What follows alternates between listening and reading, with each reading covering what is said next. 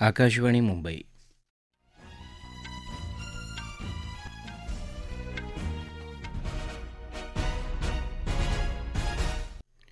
तुषार पवार राष्ट्रीय बातम्या देत आहे. ठळक बातम्या. देश प्रथम यापेक्षा कोणताही मोठा मंत्र नाही. नागरिकांनी या मंत्राच्या आधारे देशाला विकसित आणि आत्मनिर्भर बनवण्यासाठी योगदान द्यावं, असं प्रधानमंत्री नरेंद्र मोदी यांचं आकाशवाणीच्या 108व्या मन की बात या कार्यक्रमाद्वारे नागरिकांना आवाहन. वित्तीय परिसंस्था प्रतिसादात्मक करण्यासाठी बँका, सुरक्षा संस्था, नियामक मंडळं आणि तज्ज्ञांमध्ये सहयोग महत्त्वाचा असल्याचं वित्तमंत्री निर्मला सीतारामन यांचं प्रतिपादन.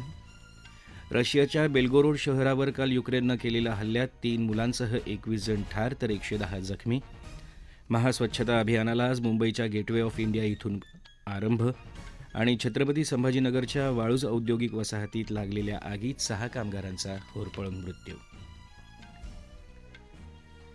देश प्रथम यापेक्षा कोणताही मोठा मंत्र नाही, असं प्रधानमंत्री नरेंद्र मोदी यांनी म्हटलं आहे. याच मंत्राच्या आधारे वाटचाल करत आपण सर्वजण देशाला विकसित आणि आत्मनिर्भर भारत बनवणार आहोत, असा विश्वास त्यांनी व्यक्त केला. प्रधानमंत्र्यांनी आज आकाशवाणीवर मन की बात या कार्यक्रमाच्या माध्यमातून जनतेशी संवाद साधला. हा या कार्यक्रमाचा 108वां भाग होता. हमें पंच प्राणों का ध्यान रखते हुए भारत के विकास के लिए निरंतर जुटे रहना है।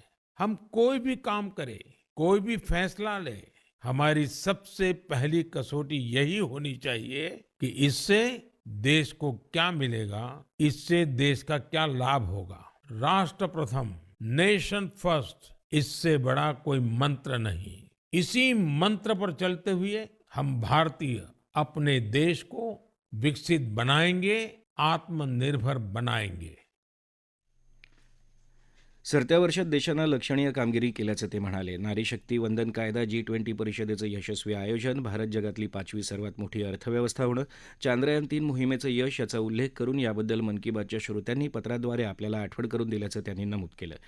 नाटू नाटू हे गाणं आणि द एलिफंट विस्परर्स या माहितीपटाला मिळालेला ऑस्कर पुरस्कार, आशियाई तसंच आशियाई पॅरा क्रीडा स्पर्धेत भारतीय खेळाडूंनी जिंकलेली 100पेक्षा जास्त पदकं, क्रिकेट विश्वचषकातली भारतीय संघाची गौरवास्पद कामगिरी, 19 वर्षांखालच्या महिलांच्या T20 स्पर्धेचं भारतानं मिळवलेलं विजेतेपद सगळ्यांसाठी प्रेरणादायी ठरलं, असं ते म्हणाले.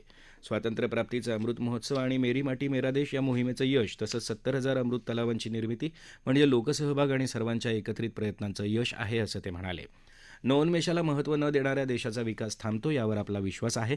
मात्र भारत नवोन्मेषाचं केंद्र बनला आहे, असं ते म्हणाले.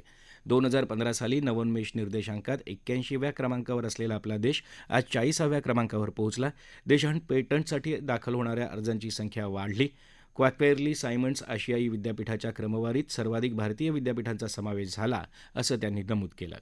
देशाच्या विकासाचा लाभ तरुणांनाच होणार असला तरी तो मिळावा, याकरता तरुणांनी सुदृढ असायला हवं, असं म्हणत त्यांनी तरुणांच्या जीवनशैलीमुळे वाढत चाललेल्या आजारांबद्दल चिंता व्यक्त केली. शारीरिक आणि मानसिक आरोग्याचं महत्त्वही त्यांनी अधोरेखित केलं. या दृष्टीनं देशाच्या युवा वर्गाला प्रेरित करण्यासाठी सद्गुरू जग्गी वासुदेव, महिला क्रिकेटपटू हरमनप्रीत कौर, बुद्धिबळपटू ग्रँडमास्टर विश्वनाथ आनंद आणि अभिनेता अक्षय कुमार यांचे आरोग्यविषयक संदेशही आजच्या मन की बातमधून जनतेपर्यंत पोहोचवले. नव्या वर्षाची सुरुवात करण्याकरता निरोगी राहायचा संकल्पच मोठा संकल्प असेल, असं ते म्हणाले. आहार आणि आरोग्य क्षेत्रात विस्तारत चाललेल्या स्टार्टअप क्षेत्राची माहिती त्यांनी दिली. यावेळी त्यांनी मुंबईस्थित इन्फिहील आणि युवर दोस्त या आरोग्यविषयक स्टार्टअप्सचा उल्लेख केला. भाषेच्या अडचणीमुळे अनेक मुलं शिक्षण अर्धवट सोडतात. मात्र भाषा ही कोणत्याही मुलाचं शिक्षण आणि प्रगतीमधला अडथळा ठरू नये, यासाठी केंद्र सरकार प्रयत्न करत आहे. ही समस्या सोडवण्यात नव्या राष्ट्रीय शैक्षणिक धोरणाची मदत होते, असं त्यांनी नमूद केलं. येत्या 3 जानेवारीला असलेल्या सावित्रीबाई फुले आणि राणी वेलू नाचियार यांच्या जयंतीदिनाचा उल्लेख त्यांनी केला.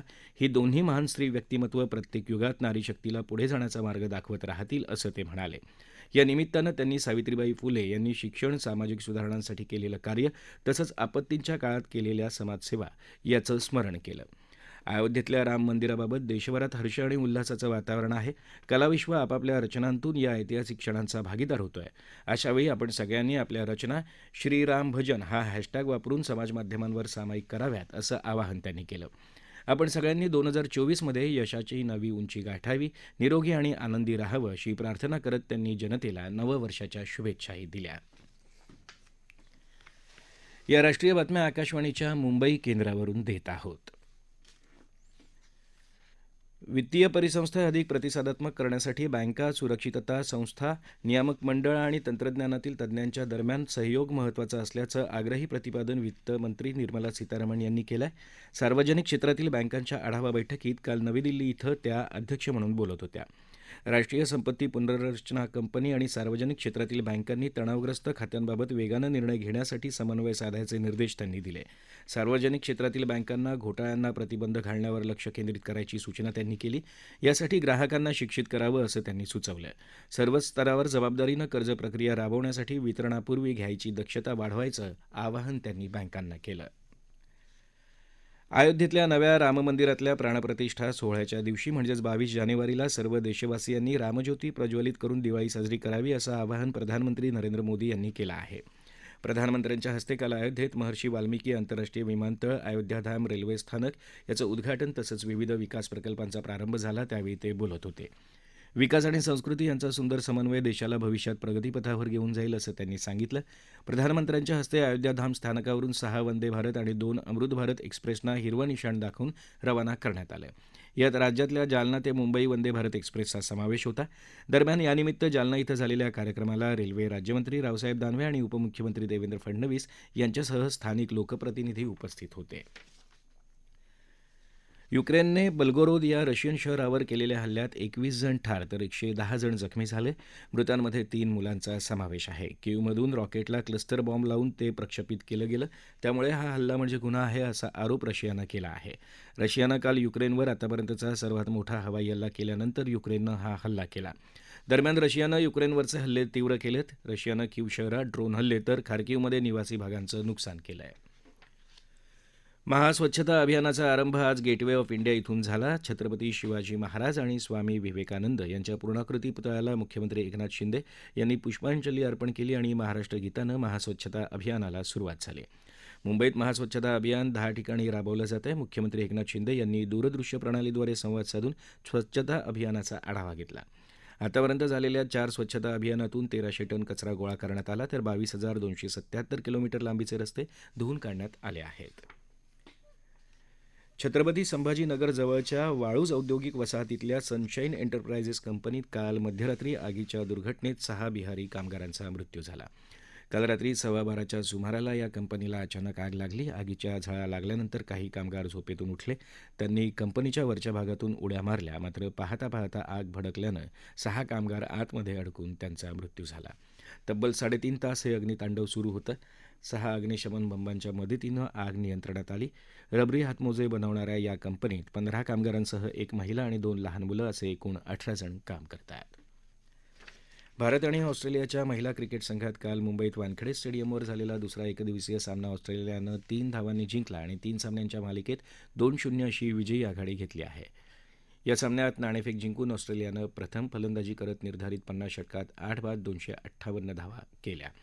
विजयासाठी 259 धावांचा पाठलाग करताना भारताचा संघ 50 षटकांमध्ये 8 बाद 255 धावा करू शकला. भारताच्या वतीनं रिचा घोष हिनं सर्वाधिक 96 धावांची खेळी केली.